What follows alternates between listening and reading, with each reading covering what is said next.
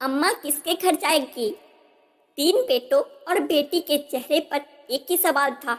वह सब के सब 1 घंटे से अस्पताल के बरामदे में टहल टहल कर इस सवाल का जवाब सोच रहे थे।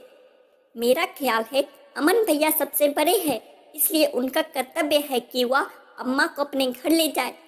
छोटी बहन गौरी ने भाई को देखते हुए कहा। बड़े भाई ने एक नज़र अपनी पत्नी की ओर देखा और कहा, मुझे पता है कि यह मेरा कर्तव्य है कि मैं अम्मा को अपने घर ले जाऊं, लेकिन तुम सब जानते हो मैं और मेरी पत्नी हम दोनों जॉब करते हैं और अम्मा की देखभाल के लिए सारा दिन किसी न किसी को तो रहना होगा, जो हम नहीं कर सकते। लेकिन बहना, तुम तो सारा दिन अपने घर में ही रहती हो और मेरे ख्याल से तुम अम्मा का हमसे ज़्यादा ख्याल रख पाओगी।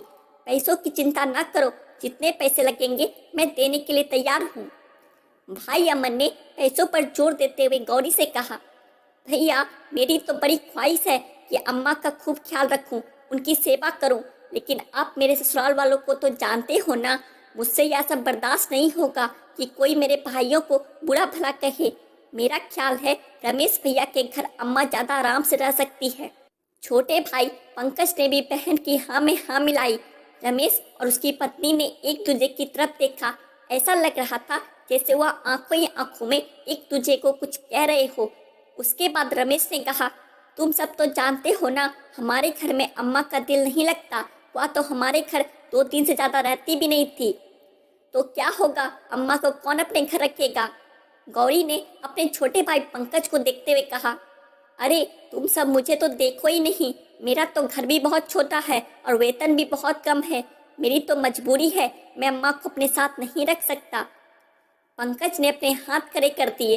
तो अब अम्मा किसके घर जाएगी? सभी लोग इसी सोच में गुम थे। क्या आप सब वार्ड नंबर 2 की पेशेंट के रिश्तेदार हैं? नर्स ने बाहर आते हुए पूछा। सब घबरा कर उठे। जी जी, हम ही हैं, आपको डॉक्टर वार्ड में बुला रहे हैं।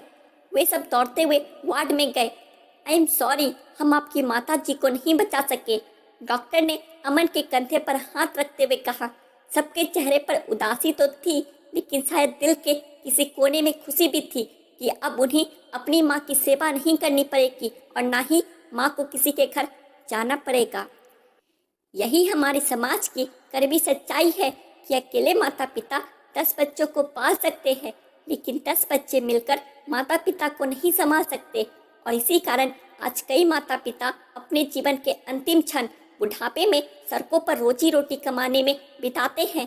कृपया अपने माता पिता से प्यार करें और जितना हो सके उनकी सेवा करें, तो आपके बच्चे भी कल आपकी सेवा करेंगे और आपसे प्यार करेंगे।